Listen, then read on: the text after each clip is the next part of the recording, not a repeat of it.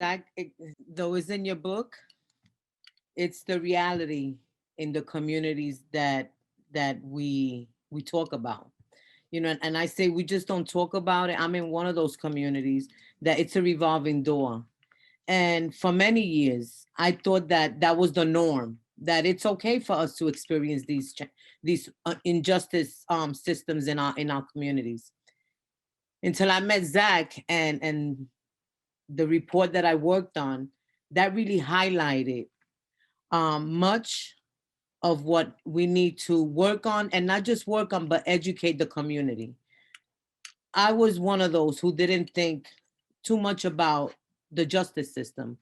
I have 6 kids. None of them have been through the system until that young one, the one with the problem, the one who highlighted where my efforts needed to focus on.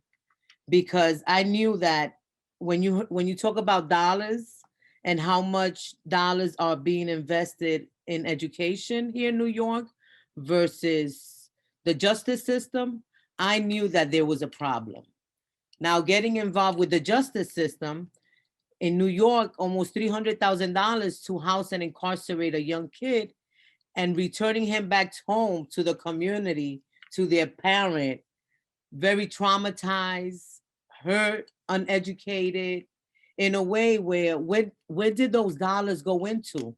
If you would have invested those dollars in the community, we would have made a difference.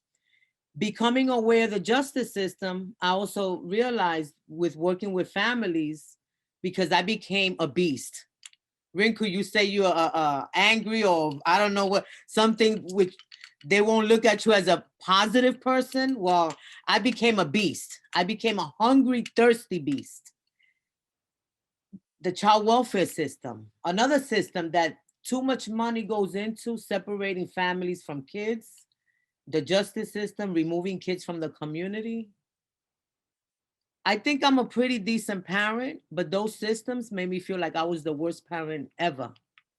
Then housing issues, job issues, all the issues that we want communities to really thrive away from and thrive in a good way.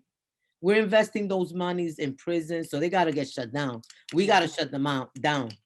Like, we got to educate so we can shut them down.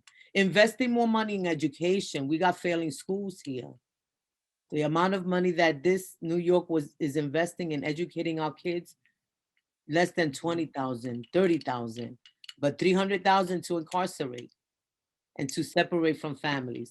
So, Zach, thank you for always bringing awareness to the issues that need to be addressed. I took a risk this year too, that I said I'm not gonna fear the COVID, because COVID just put that rubber stamp on all the issues. An additional one, the health system. We know that the disparities in the health systems. We also got to educate the community about these disparities. So taking a risk is giving hope, because why am I going to lose now? What can I lose? What can I lose? Thank you so I'm much. already in the communities that are mostly impacted. I'm not going to move away from here. I want to make a difference. Mhm. But the money has to come to these communities.